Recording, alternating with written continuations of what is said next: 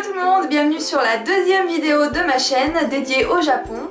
La semaine dernière je vous parlais des 100 yen shop et j'ai d'ailleurs oublié de vous dire qu'il existait également des 300 yen shop qui sont basés sur le même principe. Aujourd'hui je souhaiterais vous partager un autre bon plan, celui de s'habiller à un moindre coût au Japon. Oui, c'est possible, malgré ce qu'on en dit, on entend beaucoup, oui au Japon c'est cher, les vêtements c'est cher, tout ça. Eh bien non, il existe des endroits où les vêtements sont vraiment à des prix cassés, 4, 5, 10 euros. Mais voilà, évidemment, ils ne sont pas neufs, ils ont déjà été portés par des personnes, mais sincèrement la qualité est très bonne et pour ceux qui font pas trop de chichi, ça leur ira parfaitement. Surtout qu'il y a des vêtements parfois qui n'ont même pas été portés, qui sont de marque et qui ont même encore l'étiquette. Donc autant me dire que ça vaut le coup d'aller faire un détour. Vous connaissez peut-être la marque Book Off au Japon, pour tous les amateurs de manga et de livres, vous devez certainement connaître. C'est une librairie où tous les livres, les mangas, etc. sont à un moindre coût, étant donné qu'ils ont déjà été utilisés, mais il y en a beaucoup également qui sont neufs, mais en tout cas c'est moins cher. Et il y a la même chose pour un peu tout, donc il y a Book Off pour les livres, il y a Lobby Off pour tout ce qui est figurines et jouets, il y a Hard Off pour tout ce qui est électronique, électroménager, DVD par exemple. Il y a House Off pour tout ce qui est maison, ça peut être tout ce qui est verre, bol, tout ce qui est couette, vraiment beaucoup de choses.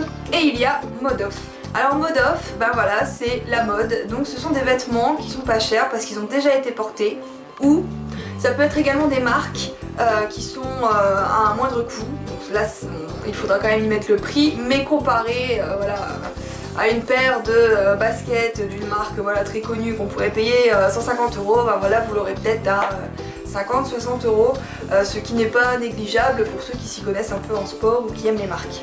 Pour vous présenter rapidement, déjà le pull que je portais sur la vidéo dernière, je l'avais acheté là-bas 3-4 €. Le pull que j'ai sur moi actuellement c'est pareil, je l'ai vraiment pas payé cher, c'est le même prix.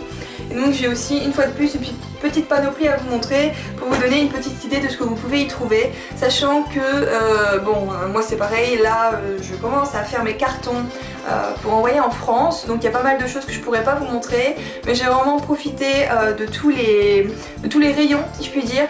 Moi j'habite à Takarazuka, donc c'est dans le Hyogo, et pas très loin il y a une ville qui s'appelle Itami. Et à Itami, il y a un bâtiment qui mélange un peu tout, donc le hard off, le house off, mode off, enfin voilà, qui mélange un peu tout. Donc j'y ai été faire un tour à plusieurs reprises et j'ai acheté aussi bien des choses pour la maison, des DVD et là donc des vêtements. Donc pour vous montrer un peu, on a par exemple ici un short, donc avec un peu du cuir ici. Bon, c'est des vêtements qui vous plairont peut-être pas forcément, hein, c'est la mode japonaise, donc pour ceux qui connaissent pas ou qui n'y ont pas un intérêt, forcément ça va pas plaire. Mais bon voilà, moi je suis très intéressée par la mode japonaise et autres, et donc bon les vêtements voilà. On dit souvent aussi qu'au Japon, comme c'est tous des crevettes, il n'y a pas la taille. Bon moi je porte du 38-40, donc c'est pas encore dramatique pour trouver des vêtements au Japon, mais en tout cas dans ces magasins là, alors ils sont pas tous bien organisés. J'ai été dans un de ces magasins à Tokyo et c'est vrai que j'ai été très déçue. Mais pour celui qui est au Kansai en tout cas et qui est à Itami, les vêtements sont classés par taille et il y a des grandes tailles. Donc ça peut en intéresser certains. Et j'ai oublié de vous dire qu'il y avait autant la mode homme, femme et enfant. Donc c'est quand même plutôt pareil. Donc suivant.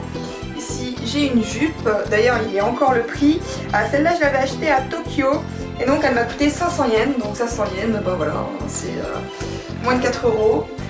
Ensuite on va passer au pull, donc voilà peut-être un vêtement typique japonais, donc je sais pas si vous voyez bien, si ça va, donc voilà c'est un gilet assez sympathique, donc je vous dis même plus les prix, hein, mais voilà en gros c'est pas en dessous de 10 €.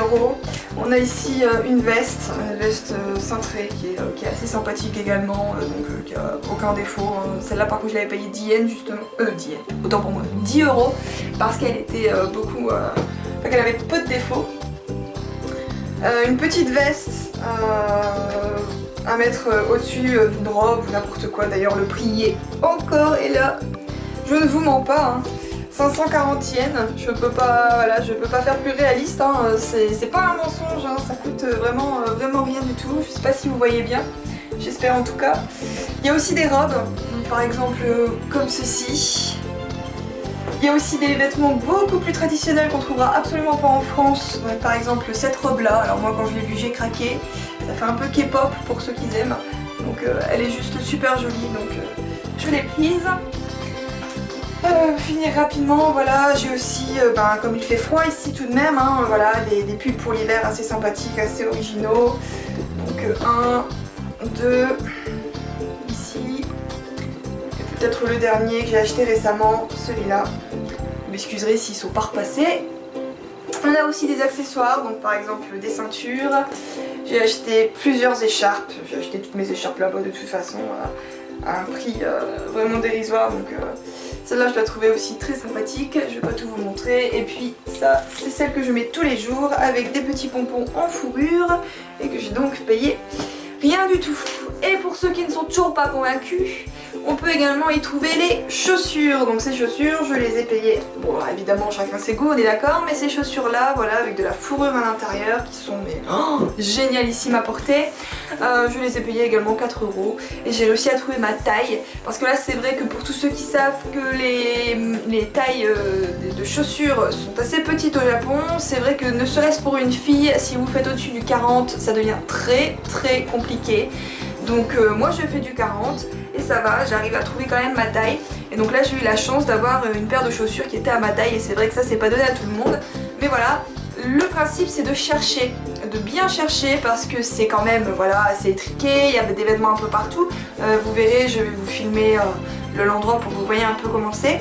Mais donc il faut bien chercher les vêtements et vous trouvez forcément voilà, des petites perles rares, des choses qui vont vous plaire.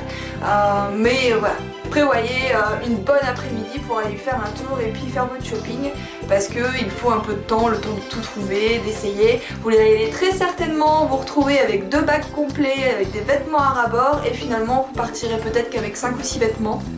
Moi je sais à titre personnel qu'à chaque fois que j'y vais, je repars avec entre 10 à 20 articles et qu'à chaque fois j'en ai pour grand maximum 100 €.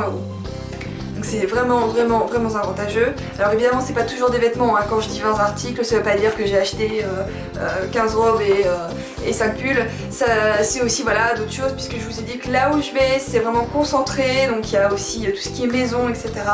Donc j'y ai refait aussi toute ma vaisselle. Donc c'est super intéressant et voilà, le prix est placé en fonction de l'objet. Donc on peut avoir autant des objets aussi à 100 yens que des objets un peu plus chers. Et moi je trouve je trouve vraiment que pour les petits budgets c'est super intéressant. Donc une fois de plus, allez à Ardov, Bookov, en tout cas là pour le coup à Modov. Moi je connais celui d'Itami, donc je peux vous dire qu'il est vraiment bien fait.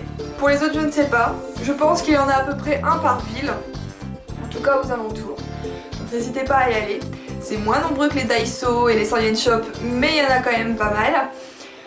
Et c'est vraiment, une fois de plus, très intéressant. La qualité est bonne, sincèrement. Il y a de tout, évidemment. Il y a des objets qui sont bien plus usés que d'autres. Alors, ça ne vous intéressera pas. Mais il y a vraiment aussi des choses qui sont très belles, qui ont été abandonnées, mais qui méritent d'avoir une seconde vie.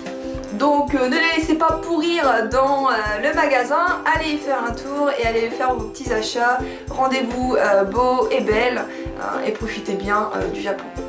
Allez, je vous fais des gros bisous et je vous dis à la prochaine. Bye bye!